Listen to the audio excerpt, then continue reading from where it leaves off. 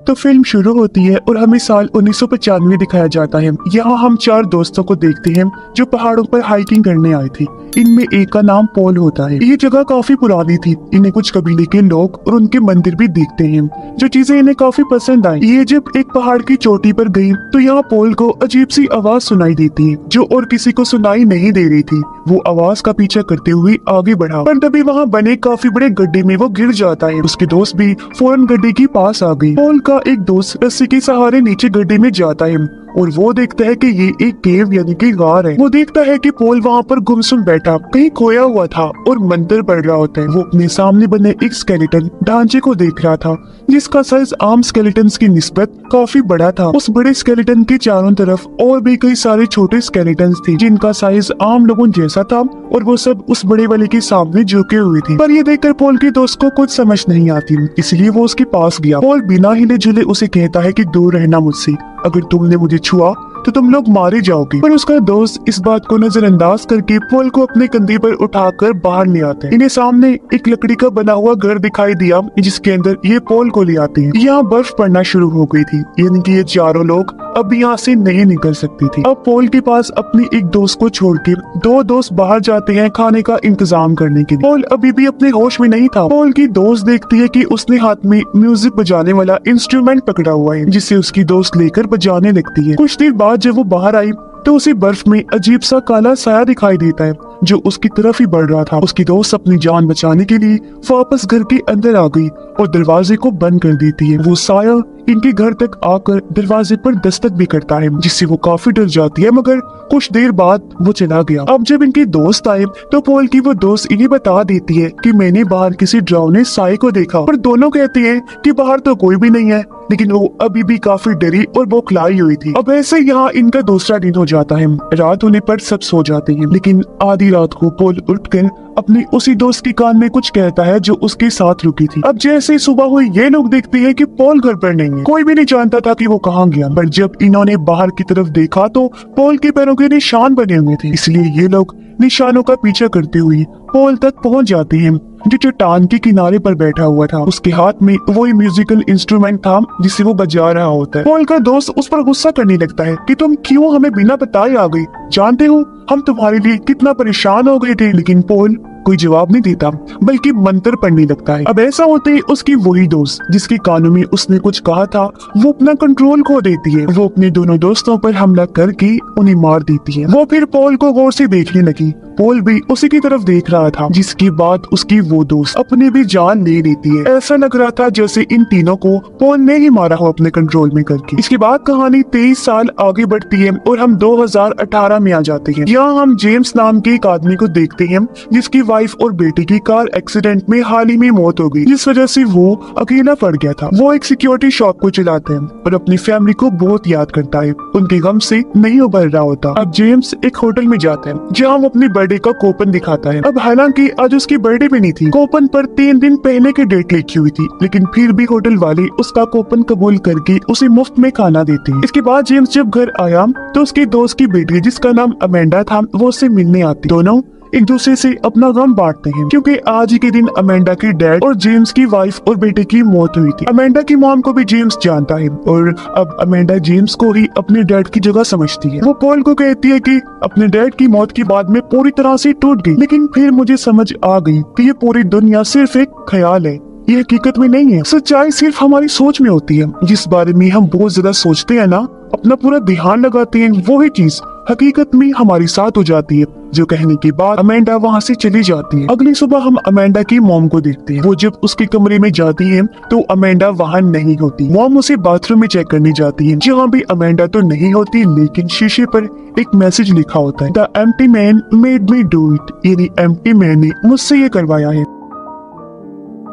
पर अमेंडा की मॉम को इसकी जरा भी समझ नहीं आती, इसलिए वो या जेम्स और पुलिस को बुला लेती है। तब जेम्स इस पर छानबीन करने लगता है। उसे अमेंडा के कमरे से एक इंस्टीट्यूट का पम्फलेट मिलता है जिसके पीछे टुल्पा लिखा हुआ था। इसलिए अगले दिन वो स्कूल में जाकर अमेंडा की दोस्त से मिला। अमेंडा की दोस्त जब जेम्स की कार में बैठी होती है तो तभी उसे वहाँ एक साया दिखाई देता है, जिसे देखकर वो काफी डर जाती है। फिर वो बताने लगती है कि 2 दिन पहले हम सारे दोस्त अमेंडा के साथ एक पुल पर गए, जहाँ हमें अमेंडा ने एम्प्टी मैन के बारे में बताया था और कहा था कि वो यहाँ का काफी पुराना लेजेंड है। मतलब वो हकीकत में नहीं रहता, बस लोगों के ख्यालों में, उनकी सोच में रहता है, और जो लोग उस पर यकीन रखते हैं, ख्यालों में उसे देखते हैं, तो वो किसी जरिए से उनसे बात भी करता है। एम्प्टी मैन को मानने वाले उसकी पूजा भी करते हैं और वो उनके हिसाब से उनकी ख्वाहिशें भी पूरी करता है और वो लोग उस पर पूरी तरह से यकीन रखते हैं। आगे उसकी दोस्त बताती है कि अमेंडा ने ये भी कहा था कि शाम के टाइम अगर तुम पुल पर पड़ी किसी खाली बोतल में फूंक मारोगी,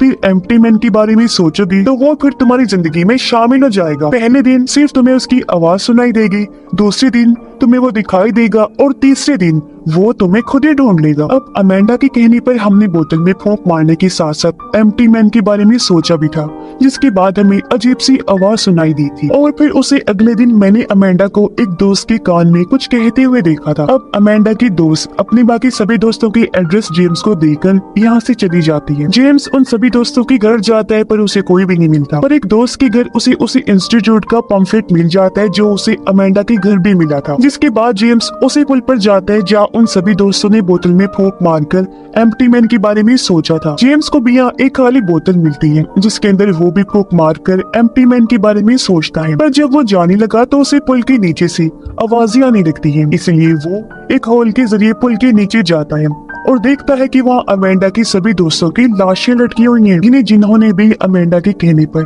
बोतल वाला वो सब कुछ किया था, वो सब मारे जा चुके। साथ ही यहाँ वही मैसेज भी लिखा हुआ था जो अमेंडा की वॉशरूम के शीशे पर लिखा था, यानी the empty man made window. अब जेम्स को कुछ भी समझ नहीं आती और वो इस बारे में पुलिस को बता देता है। अब अमेंडा की वो दोस्त जिसने सारी बात जेम्स को बताई थी, उसकी भी अचानक मौत हो जाती है और उन सब को देखने से यही लग रहा था जैसे उन्होंने खुद अपनी जान ली है, पर जेम्स को ऐसा नहीं लगता। इसलिए वो इस चीज की इन्वेस्टिगेशन करता है। वो इंटरनेट पर उसी इंस्टीट्यूट और टुल्पा के बारे में सर्च करता है। उसे पता चलता है कि वो इंस्टीट्यूट असल में एक ऐसे ऑर्गेनाइजेशन है जो किसी ग्रुप का हिस्सा है, यानी वो एक कल्ट है, और उन लोगों का मानना है कि किसी के भी बारे में ध्यान लगाने, सोचने पर उस चीज को हकीकत में लाया जा सकता है। अब ये सब पढ़ने के बाद जेम्स उसी इंस्टीट्यूट में जाता है जहाँ उसे एक फॉर्म दिया जाता है फिल करने के लिए, जो यहाँ आए हर इंसान को फिल करना पड़ता है, पर जेम्स वो फिल नहीं करता और आगे बढ़ जाते हैं। उसे इंस्टीट्यूट का हेड दिखाई देते हैं जो लोगों को स्पीच दे रहा था और उसकी बातें हूबहू वैसे ही थी जैसी अमेंडा ने जेम्स से कही थी, जिसके आखिर में वो कहता है कि ये एम्प्टी मैन का मैसेज है, यानी कि वो भी एम्प्टी मैन का ही मानने वाला था। स्पीच खत्म होने के बाद जेम्स हेड से मिला और उससे एम्प्टी मैन के बारे में पूछता है। हेड बताता है कि वो एक तरह की पावर है, ताकत है, और एम्प्टी मैन अपने मानने वालों की ख्वाहिशें तब तक पूरी करती रहता है जब तक वो उस पर पूरी तरह से यकीन रखते हो। अब जेम्स इन बातों पर ध्यान ना देकर अमेंडा को ढूंढने पर तवज्जो देता है, क्योंकि उसका अभी तक कुछ भी पता नहीं चला था। वो एक लड़की से अमेंडा के बारे में पूछता है, लेकिन वो भी कोई जानकारी नहीं दे पाता उसके बारे में। जिसके बाद जेम्स इस पूरी जगह पर उसे ढूंढने लगा। उसे एक जगह पर कुछ लोग बैठे हुए नजर आए जो एक काले कागज की तरफ बड़े गौर से देख रहे थे, साथ साथ वो रिकॉर्डिंग्स भी सुन रहे थे, पर जेम्स को कुछ समझ नहीं आती कि ये सब कर क्या रहे हैं। वो फिर एक ऐसे कमरे में गया जहाँ बहुत सारे लोग कुर्सियों पर बैठे हुए थे और वो एम्प्टी मैन को बुला रहे होते हैं, लेकिन इस जगह से जेम्स को बाहर निकाल दिया जाता है। अब यहाँ जेम्स को वही लड़का मिला जिससे कुछ देर पहले उसने अमेंडा के बारे में पूछा था। तो अब वो बताता है कि अमेंडा को ट्रेनिंग के लिए एक दूसरे कैंपस में भेज दिया गया है जो जंगल में है, और अगर तुम उसे ढूंढना चाहते हो तो वहाँ चले जाओ, और वैसे तुम इन सब लोगों से दूर रहो तो अच्छा है, क्योंकि ये सारे बहुत खतरनाक लोग हैं। अब जेम्स को कैसे भी करके अपनी दोस्त की बेटी अमेंडा को ढूंढना था, इसलिए वो उसी जंगल में चला जाता है। उसे एक कैबिन मिलता है जिसके अंदर जाने पर बहुत सारी फाइल्स पड़ी हुई थी। उन्हीं में से एक फाइल अमेंडा और जेम्स की भी थी, लेकिन जेम्स की फाइल पूरी तरह से खाली होती है। जेम्स एक दूसरे कमरे में गया जहाँ बहुत सारे वीडियो कैसेट्स पड़ी हुई थी। उनमें से एक को प्ले करके जेम्स देखने लगता है जहाँ एक आदमी पर कुछ लोग अजीब तरह का एक्सपेरिमेंट तजुर्बा कर रहे थे, जिसके बाद उस पर जादू भी किया जाता है। ऐसा लग रहा था जैसे उस आदमी के अंदर ये किसी को लाना चाह रहे हैं, और फिर अगले ही पल उस आदमी के अंदर वो आ भी जाता है। अब देखते ही देखते रात हो गई। जेम्स को बाहर से आवाजें आने लगती हैं। वो जब चेक करने गया तो बहुत सारे लोग आग के चारों तरफ मंत्र पढ़ते हुए घूम रहे थे। जेम्स उन्हें गौर से देख रहा था और अब आग अचानक से आसमान की तरफ जाने लगती है, जो देख पूरी तरह जेम्स घबरा जाते हैं। पर वो सारे लोग जेम्स को देख चुके थे। उसे मारने के लिए वो जेम्स की तरफ बढ़ने लगते हैं, पर वो अपनी जान बचाने के लिए गाड़ी लेकर यहाँ से भाग निकलता है। वो सीधा पुलिस स्टेशन आया और उस ऑर्गेनाइजेशन के बारे में पुलिस को बता देता है, पर कोई भी उसकी बात को यकीन नहीं करता। इसलिए अब वो अमेंडा की मॉम के पास आता है। उन्हें बताता है कि अमेंडा एक ऐसे कल्ट का ग्रुप का हिस्सा है जो एम्प्टी मैन पर यकीन रखते हैं और उसकी पूजा करते हैं। तभी जेम्स के पास कॉल आती है और कोई उसकी कानों में सीटी बजाता है। फोन रखने के बाद जेम्स अमेंडा की मॉम को बताता है कि कल्ट के लोग बहुत खतरनाक हैं, वो एम्प्टी मैन के लिए कुछ भी कर सकते हैं और उन्होंने ही उन सभी बच्चों को मारा है। तुम्हारी भी जान को खतरा है, इसलिए मैं तुम्हें किसी सेफ जगह पर ले जाना चाहता हूँ। इतना कहकर जेम्स उसे अपने साथ ले गया। असल में ये दोनों एक दूसरे से प्यार करते थे,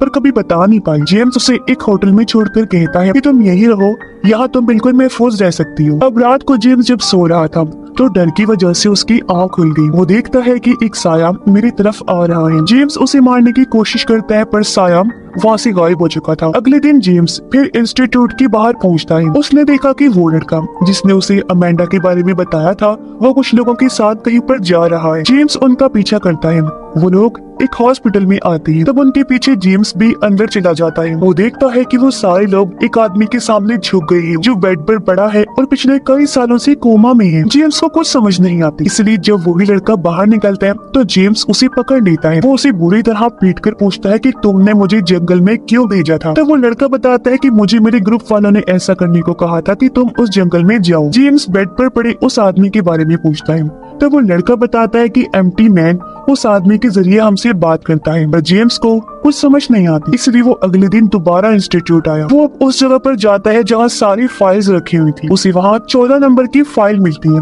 जो सबसे अलग पड़ी थी। और अब जैसे जेम्स इस फाइल को खोलता है तो वो पूरी तरह से हैरान रह जाता है, क्योंकि ये और किसी की नहीं बल्कि जेम्स की ही फाइल थी, जिसमें उसकी फैमिली के बारे में सारी जानकारी थी और उसका वही बर्थडे वाला कूपन भी था जो 3 दिन पहले उसने इस्तेमाल किया था फ्री का खाना खाने के लिए। जेम्स की तस्वीर में थी, जो देखकर वो पूरी तरह से हैरान रह गया, लेकिन ये सब उसकी समझ से बाहर था। इसलिए वो दोबारा उसी हॉस्पिटल में आता है। वो उस कोमा वाले आदमी को गौर से देखता है, फिर रिसेप्शन पर जाकर लेडी से पूछता है कि वो आदमी कौन है। वो औरत कहती है कि मुझे नहीं पता वो कौन है, वो पिछले 23 सालों से कोमा में पड़ा है। और अब जब जेम्स उस आदमी के कमरे में जाता है तो वो देखता है कि अब यहाँ पर अमेंडा भी है, जो उस आदमी की देखभाल कर रही थी। जेम्स उससे पूछता है ये आदमी कौन है। अमेंडा बताती है कि एम्प्टी मैन अपने लिए 500 सालों में एक ऐसे इंसान को चुनता है जिसके जरिए एम्प्टी मैन हमसे बात करे, और पिछले 23 साल से इसके जरिए ही एम्प्टी मैन हमसे बात कर रहे हैं, क्योंकि ये भी उसका चुनाव है। इस आदमी को 23 साल पहले एम्प्टी मैन ने पोजेस्ट करके अपने कंट्रोल में किया था, और बस तब से यही हमारी एम्प्टी मैन के साथ कम्युनिकेशन का जरिया है। जेम्स अब अमेंडा की मॉम को कॉल करता है, पर हैरत वो उसे पहचानने से इनकार कर देती है। अब हमें पता चलता है कि ये कोमा वाला आदमी दरअसल और कोई नहीं बल्कि पॉल है, जिसे हमने मूवी की शुरुआत में देखा था, जो अपने 3 दोस्तों के साथ हाइकिंग पर आया था। आगे अमेंडा जेम्स को बताती है कि अब इसका जिस्म पूरी तरह से कमजोर हो चुका है, इसलिए अब हमें एम्प्टी मैन के लिए नए जिस्म की जरूरत है, यानी एक नए होस्ट की, जिसके अंदर वो रहकर अपने चाहने वालों से बात करे, उनकी ख्वाहिशें पूरी करे, जिसकी हम पूजा करें। और हाँ, उसके नए जिस्म के लिए जेम्स हमने तुम्हें चुना है। तुम्हारे दिमाग में जो तुम्हारी यादें हैं, जो तुम सोचते हो, वो हकीकत में नहीं है, बल्कि पूरी तरह से मन गढ़ंत है, क्योंकि उन यादों को खुद हमने तुम्हारे लिए बनाया है। असली जिंदगी में तुम्हारे साथ कभी भी कुछ ऐसा नहीं हुआ, क्योंकि तुम्हारी ये जिंदगी भी तो हमने ही बनाई। यूं कह लो कि तुम्हारे जेम्स कैरेक्टर को पूरी तरह से हमने बनाया है एम्प्टी मैन के लिए। इसीलिए तो मेरी मॉम ने तुम्हें नहीं पहचाना, क्योंकि वो तुम्हें जानती ही नहीं, कभी उसके साथ तुम्हारा टाइम नहीं गुजरा। और जो तुम सोचती थी कि मेरी मॉम और तुम एक दूसरे से प्यार करती हो, वो याद भी मैंने ही तुम्हारे दिमाग में बनाई थी, क्योंकि एम्प्टी मैन का जो नया होस्ट हो, उसके अंदर इस तरह के जज्बात, साथ साथ खौफ और शर्मिंदगी, एहसास, ऐसी चीजें होना बहुत जरूरी है, क्योंकि वही जिस्म एम्प्टी मैन के लिए बिल्कुल परफेक्ट रहते हैं, जिसमें एम्प्टी मैन समा सकता है, क्योंकि ये जज्बात उस इंसान को मजबूत बनाते हैं, इसलिए वो इंसान एम्प्टी मैन को सह पाता है। और इस तरह के जिस्म को ही टुल्पा कहते हैं, और अब से तुम हमारे नए टुल्पा हो। और अब जेम्स तड़पने लगता है, उसका दिमाग पूरी तरह से उस जगह पर चला जाता है जहाँ आज से 23 साल पहले पोल उस स्केलेटन के सामने बैठा हुआ था और अब देखते ही देखते एम्प्टी मैन जेम्स को भी पोजेस्ड करके पूरी तरह उसके अंदर चला जाता है और उसे अपने कंट्रोल में कर लेता है और इस वजह से जेम्स बेहोश हो जाता है। होश आने पर वो अपने घर चला जाता है जहाँ उसे पूरी तरह से यकीन हो गया था कि अब मैं सच में इंसान नहीं रहा बल्कि एक टुलपा बन गया हूँ, यानी एम्प्टी मैन का होस्ट। और मेरा जो नया जिस्म है टुलपा वाला वो 3 दिन पहले पैदा हुआ है, क्योंकि मैं खुद और मेरी यादें उस कल्ट की तरफ से बनाई गई हैं जो सब ख्याली था। मेरे जहन में उन्होंने ख्याल इसलिए डाले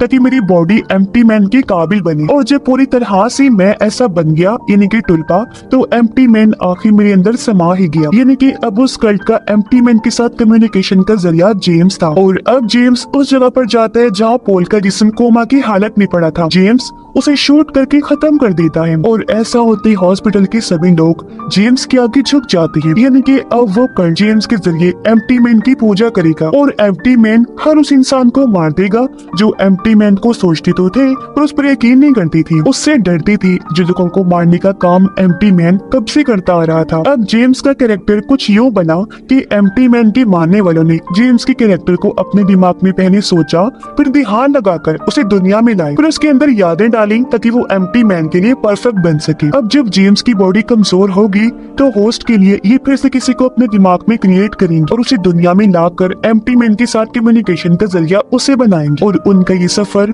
हमेशा ऐसा ही चलता रहेगा। और इसी के साथ ये फिल्म भी इधर ही खत्म हो जाती है।